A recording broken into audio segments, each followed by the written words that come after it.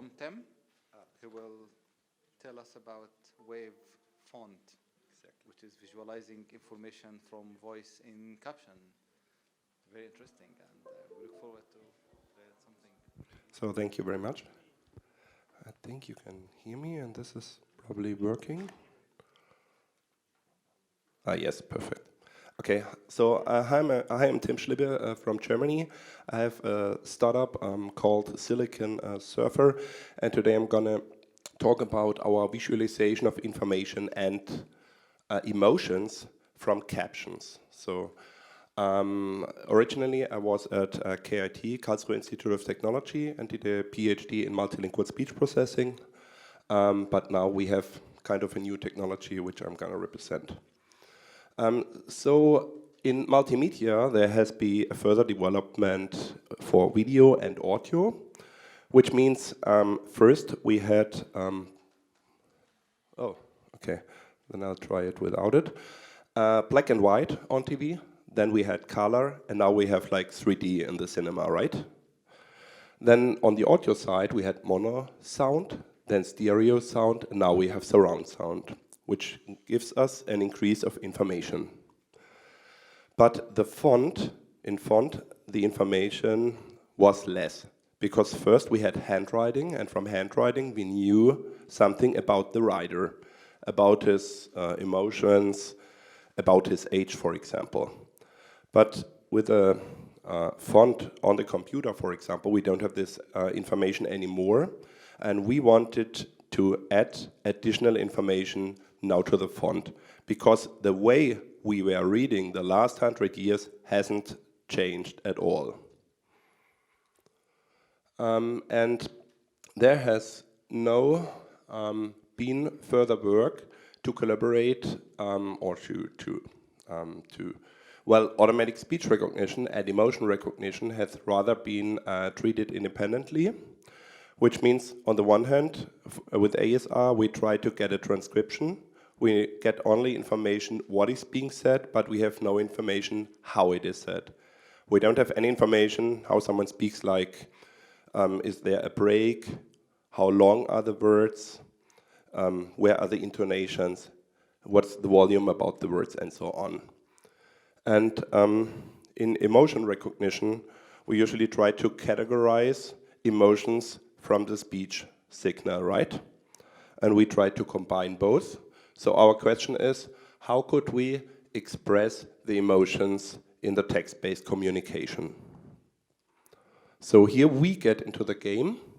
We try to make now emotions readable. Based on the text and the sound, we try to visualize informations and emotions when somebody speaks louder, very intuitive, which means, for example, you might know that from comics. When somebody speaks louder, the font gets bolder. When somebody speaks slower, it gets wider. And after a brief learning phase, information and emotions are much better transported to the viewer, for example, if you use it in captions, than with conventional like subtitles or captions. Okay, which means while traditional captions have been limited because we had no information about the voice, so it was rather expressed what is being said. Now we have more information in our kind of caption, what you can see here. Does someone speak quieter or slower, faster or louder? And while traditional captions have been boring, kind of, because there was no change in the captions, we will now express emotional captions. And here you see an example. Yeah, almost everybody might know that famous speech. So you can see that I and still are a little bit louder, more stressed. And that one is spoken a little bit longer. And then there's a break between and live out. And after a short time, you will see more granularity. And all is spoken very long, right, and stressed. Here's the system we are using to generate wavefont text. We use, of course, the audio signal and the transcription. And our feature extraction extracts the acoustic feature values of the speech signal. So it can be numbers about loudness, for example, pitch, and with the time information, we get information about the speed. Then we have a phoneme alignment, which means we now have in the transcription the words with the graphemes. We need to transfer it first to the phoneme sequence. We can do that based on a dictionary. And then we segment the speech signal by aligning the phoneme to the signal, applying a forced alignment on the between the signal and the phoneme sequence. With that, we get the beginning time and the end time of the mapped units. And then we apply a phoneme to grapheme alignment because we need to transfer the information from the phonemes back to the graphemes about loudness, pitch, for example, and speed. And finally, we transfer those information based on the time information. First we need to map between the phonemes back to the graphemes. And finally, we can generate for each character a representative character shape. For example, the shape of the character is wider when someone speaks slower, and it's bolder when someone speaks louder. And there's a big market for that kind of product, because according to the World Health Organization, 466 million people are hearing impaired. And the number is increasing due to demographic change, which means it is estimated that by 2050, we have 800 million hearing impaired people. And according to Amazon Prime, 30% of all users watch videos with captions, and only 20% of those are hearing impaired. And we have 244 million worldwide who went to another country and need to learn the language, and they need, in the beginning at least, captions in order to understand what is spoken on TV. And the biggest market is on social media, because according to Facebook, 85% of all users watch videos without the sound, because they sit somewhere on the public, scrolling through on their cell phones, and they don't want to hear noise, okay? So 2 billion people. We did several surveys and investigations in order to figure out what is the optimal representation of the voice features. For example, here we can see that representing the character boldness with loudness is very intuitive, and representing the speed by the character width is also very intuitive. So we asked several people in Germany at deaf clubs and other clubs for hearing impaired people, and at universities, in order to figure out what is the best representation. And we also asked for the preferred granularity. So on which level do you want to get this information? So if the whole word is spoken louder, then there is an average boldness in the character, okay? And most people like it on the word level, and second on a syllable level. Not so many people on a character level, because it's kind of harder to read. We also asked if you would apply the technology to captions, would you use it? And 98% of the hearing impaired would use it, and 76% of the non-hearing impaired. I have to mention that captions are not that famous in Germany, so I think in other countries the number is even higher. We asked for, do you think, or do you find that it offers a significant added value? And as you can see, over 90% find that it offers an added value. And more than half would be willing to pay for that service. Here you can see an overview of our system where we generate captions. So we use existing caption or subtitles files, because then we get the information already and the transcription.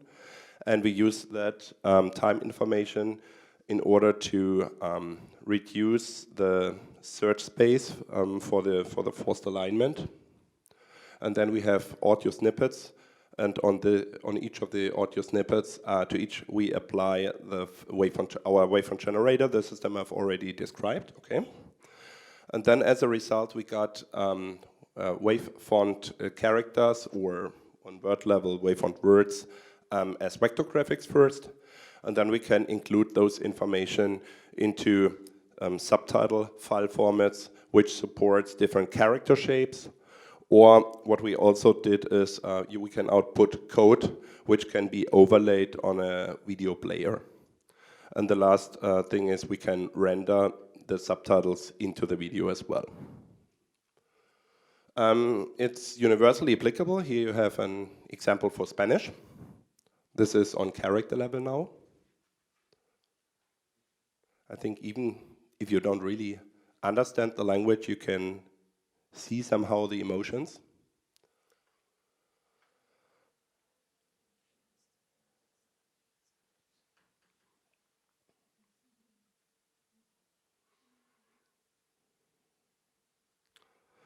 And since many people think that it is very interesting to show the emotions in sportscasts, I'm going to show you the next example from the World Cup.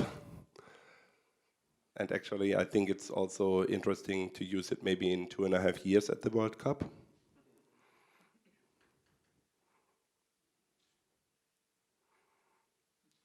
You can imagine that he says groß, you know, the long O.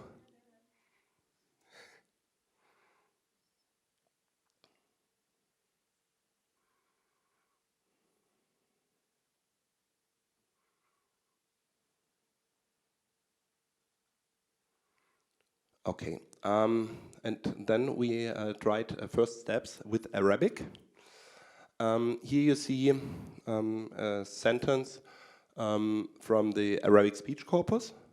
I used that Arabic speech corpus because it contains text grid files. I don't know if you know what it is. Text grid files have information about the phonemes and the words together with the time information. So I already know the segments in the speech, okay? And then I can apply my technology just on that segments, and internally we already were able to deal with that kind of file format, okay? And here you see a wavefront with a Buckwalter transliteration. I'm just playing that sound. I don't know if you can hear it.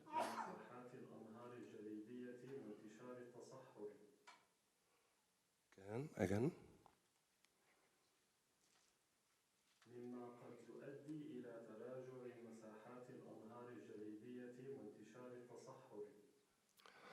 So on the top you see it on a character level, and here you see it on the word level, yeah. Yeah, it's rather a bad example. Unfortunately, the corpus is not very emotional. I would love to try that with another corpus, but then I need a speech recognition system, yeah. So, but I'm willing to collaborate, so if you guys want to collaborate, I will definitely try that. Oops. Yeah. And then we were actually able to transfer this into Arabic speech on the word level. You can see that it's not perfect yet. There's a lot of room for improvement. Yeah. So I'm almost done. Yeah, this is, because it's not perfect, we are looking for international partners to collaborate, who are also seeing this as the future of captions, because it's the next logical step. So please, if you're interested in collaborating, please get in touch with me via my email address or during the coffee break. I'll be in Qatar for the upcoming days, so I think there is enough time in order to meet in person as well. And thank you very much. Shukran.